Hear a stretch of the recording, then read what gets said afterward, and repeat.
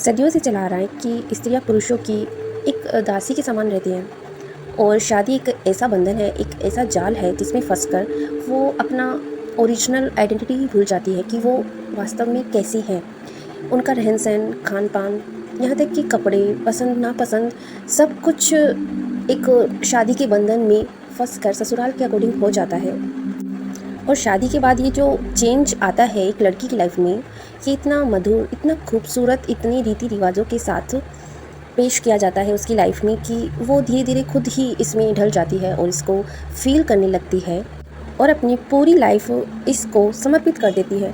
क्योंकि ये पुरुषों के द्वारा इतना प्रेम पूर्वक, मतलब एकदम रोमांच की तरह पेश किया जाता है उनकी लाइफ में कि वो डिवोटेड हो जाती है। और फिर जब 1-2 साल के बाद ये जो प्यार है, ये जो रोमांस है, ये जो देखने में इतना खूबसूरत तरीके से इस बंधन को पिरोया गया था, ये धीरे धीरे इसका असर कम हो जाता है, फीका पड़ने लगता है। तब लड़कियों को रियलाइज़ होता है अपनी लाइफ में कि ये मैंने क्या कर दिया।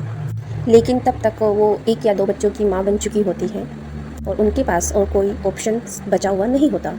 तो इस सिचुएशन में ना तो वो आगे बढ़ सकती है अपनी लाइफ में, ना पीछे जा सकती है। इस पुरुष प्रधान समाज में स्त्रियों के लिए अकेला रहना एक अभिशाप के जैसे हो गया है। अगर लड़की शादी नहीं करती है तब भी उसे समाज के तानों को सहन करना पड़ता है। शादी के बाद 1-2 साल बाद ही ये जो जर्नी है इतनी कठिन हो जाती है एक लड़की के लिए, और एक लड़की खुद इसमें इतनी घुल जाती है कि वो समझ ही नहीं पाती कि उसके साथ एक्चुअल में हो क्या रहा है, जिसे हम गृहस्थी बोलते हैं, हाउसवाइफ। एक हाउसवाइफ अपनी पूरी लाइफ में दूसरों को खुश करने में लगी रहती है, अपनी खुद की इच्छा को भूलती जाती है और लास्ट में वो क्या देखती है कि यहाँ तो उससे कोई खुश हुआ ही नहीं है। सिर्फ 2-4% लड़कियाँ ही ऐसी होती हैं जो लकी होती हैं, जिनको अपनी लाइफ में उनकी इच्छा के अकॉर्डिंग सब कुछ मिलता है। हमारे समाज की विडंबना भी देखी कैसी है। यहाँ पे लड़कियों को देवी, दुर्गा, सरस्वती इन नामों से पुकारा जाता है, लेकिन मानते बहुत चंद लोग ही हैं। हजारों वर्षों पूर्व जब सनातन धर्म था तब स्त्री और पुरुष इक्वल भागीदारी होते थे, हर चीज़ों में उन्हें इक्वल अपॉर्चुनिटी मिलती थी, वहाँ पे कोई पार्शलिटी नहीं होती थी। लेकिन अब हजारों वर्ष बीत जाने के बाद लड़कियों को सिर्फ घरेलू काम के लिए या फिर पुरुषों की सेवा के लिए ही समझा जाने लगा है और यहीं तक इनको सीमित करके रख दिया। और इंटरेस्टिंग चीज़ पता है क्या है कि पुरुषों के साथ साथ स्त्रियों को भी अब ऐसा ही लगने लगा है कि उनका जन्म इसीलिए ही हुआ है। स्पेशली जो गांव में लेडीज़ रहती हैं, जो अनएजुकेटेड होती हैं, उनको ये लगता है कि उनका जीवन इन 4 दीवारी के अंदर रहने के लिए ही हुआ है और यहीं पे ख़त्म होना है। तभी तो एक नेता पब्लिक मंच से कह देते हैं कि लड़कों से तो गलती हो जाती है, उन्हें डेथ पनिशमेंट देने की क्या ज़रूरत है।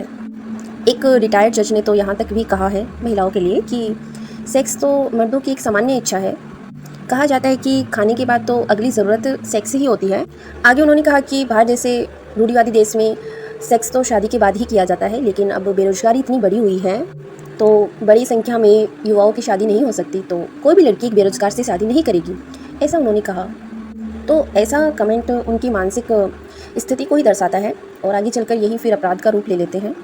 ऐसे भी बहुत सारे बयान हैं जिनमें कहा है कि अगर बेटी की इज्जत जाएगी तो गांव और मोहल्ले की इज्जत जाएगी, और अगर वोट बिक गया तो देश की इज्जत जाएगी। वाह, क्या स्टेटमेंट है। ऐसे जब स्टेटमेंट सामने आते हैं तो इनसे हिंसा तो बढ़ती ही है, घरेलू हिंसा, और इसके साथ ही स्त्रियों को एक ऑब्जेक्ट, वस्तु के रूप में समझने लग जाती हैं कि जैसे उन स्त्रियों पर उनका अधिकार हो गया हो। तो इस तरह से अपराध फिर होने लगते हैं। तो अगर इन सब में अगर सुधार करना ही है तो सबसे पहले बड़े पैमाने पे राजनेता हुए, इन सब की मेंटलिटी और उनको जेंडर इक्वलिटी के बारे में पता होना चाहिए, तभी कुछ हो सकता है। ऐसे तो कहने को बहुत सारे रूल्स महिलाओं की सेफ्टी के लिए बने हैं, लेकिन समाज में जब तक लोगों की मानसिकता चेंज नहीं होंगी तब तक आई डोंट थिंक सो कि कुछ हो सकता है। ऐसे तो महिलाओं को, लड़कियों को देवी की तरह पूजा जाता है, लेकिन बाद में अगर कुछ होता है तो इन्हीं देवियों को गालियाँ भी पड़ती हैं, इन्हें तुच्छ समझा जाता है।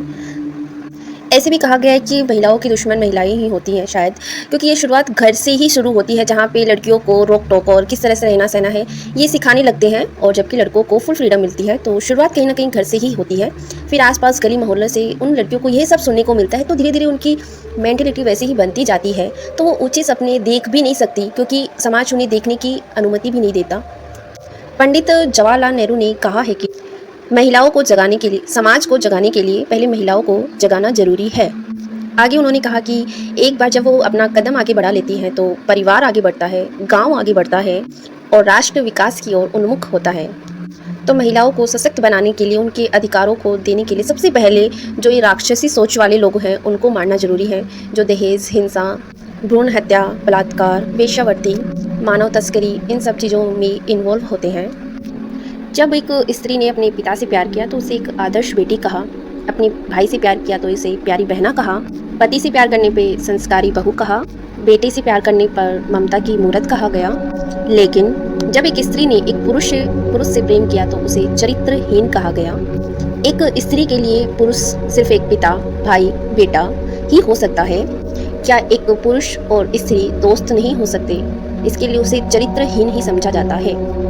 ऐसे तो कहा गया है कि जिस्म का प्रेम भी सुंदर है लेकिन वहाँ तक नहीं रुकना है। मन भी सुंदर होता है, वहाँ पर भी नहीं रुकना।